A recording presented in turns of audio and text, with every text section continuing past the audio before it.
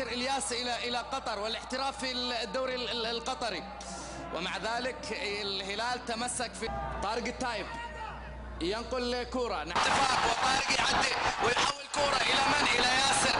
ياسر ينتظر مساندة من ناحية اليمين، لا أحد يظهر وبالتالي يفكر في المرور، ثم بكرة عرضية أمام رقابة موجودة من عبد الكسل عليها الهلال في الجولة الأولى من الوطني بخماسية. كرة منقولة ناحية ياسر، يحاول استقبال الكرة، حكم اللقاء يحتسب خطأ والخطأ ينحسب أيضا على جابر حقوي. مثير المباراة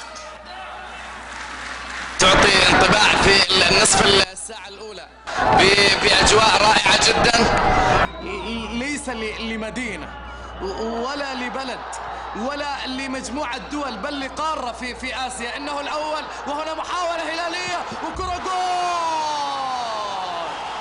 جول هلالي آخر، جول هلالي آخر من النجم المنتظر، من النجم المنتظر، من النجم المنتظر.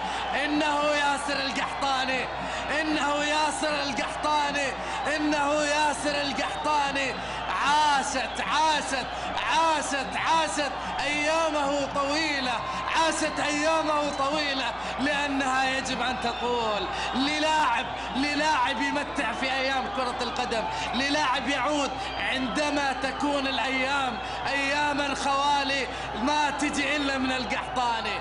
أيوة أكيد واحدة منا، واحدة ثنتين خذ وهات تصل للقحطاني. يا سلام يا سلام يا سلام يا سلام، الكرة تتخلص، عادت من يتقدم بهدفين مقابل هدف واحد، وهي نفس المصائب التي كانت تباعا على فريق القادسية تحققت في هذه المدينة وهنا في الدمام. محاولة الغامدي على كرة والكرة تتهيأ، والله الله لو اكملت، الله لو اكملت، الله الله الله الله الله الله الله الله الله. ايش هذا؟ ايش كل هذا؟ ايش كل هذا؟ ما يرى الآن هو حقيقة المنظر وجزء من خيال الهلال. ما يرى الآن هو من حقيقة المنظر وجزء من الخيال.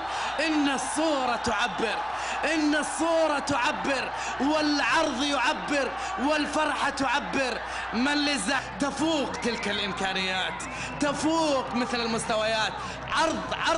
عرض للاستمتاع، عرض شيئا من كرة القدم يبدو لي أنه جزء من إثارة هوليود، جزء من إثارة هوليود، جزء من إثارة هوليود.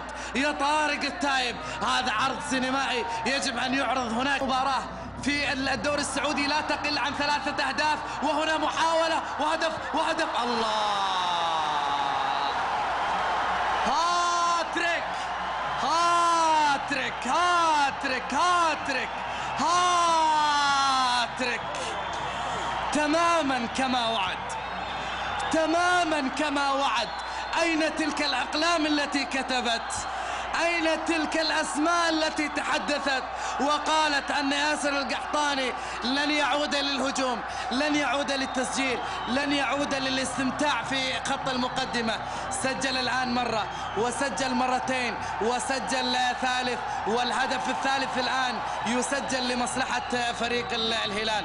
لقطات خاصة عن طارق التايب، وهدف الآن رابع لفريق الهلال يسجل عن طريق النجم الكبير كاملة للهلال. شايف الشلوب، حول كرته، واحدة باليمين واحدة ثانية باليمين، والثالثة هدف ثالث للكوم، ولمسات طارق التايب كوم آخر، وهنا هدف آخر